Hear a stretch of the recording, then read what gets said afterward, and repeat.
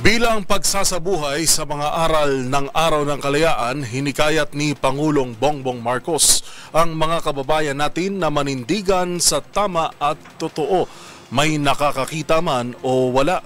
Nagpaalala rin ito sa mga opisyal ng gobyerno na pangalagaan ang taong bayan na nagluklok sa kanila sa pwesto. Narito ang ulat ni Leth Narciso. Pinangunahan ni Pangulong Ferdinand Marcos Jr. ang mga aktibidad kaugnay ng ika-127 anibersaryo ng Araw ng Kalayaan. Inumpisahan ito sa pagtataas ng bandila ng Pilipinas sa Rizal Park sa Maynila, kung saan nakasama niya sina First Lady Liza Arneta Marcos at mga anak na sina Congressman Sandro, Vinny at Simon. Sunod ay nag-alay ng bulaklak ang Pangulo sa monumento ni Dr. Jose Rizal, kasama sina AFP Chief of Staff Romeo Browner Jr. at National Historical Commission of the Philippines Chairperson Regalado Trota Jose Jr.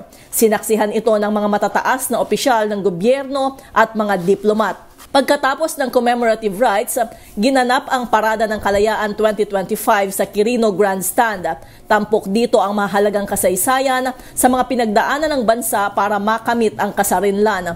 Bukod sa military parade, bumida rin ang festival performances ng iba't ibang rehiyon. Sa kanyang talumpati sa okasyon, hinikayat ni Pangulong Marcos ang mga Pilipino na palaging manatiling tapat at sumalig sa tama kahit walang nakakakita. Ayon sa Pangulo, ang kalaban sa kasalukuyan ay hindi na lamang basta iyong mga umaabuso sa pwesto, kundi maging ang mga kulang ang paggampan sa kanilang sinumpaang tungkulin. Kaya naman mensahe nito sa mga kawani at opisyal ng gobyerno, huwag sayangin ang tiwalang ipinagkaloob ng taong bayan. Ang nais-anya ng mga Pilipino ay tunay na serbisyo at mabilis na pagtugon sa pangangailangan.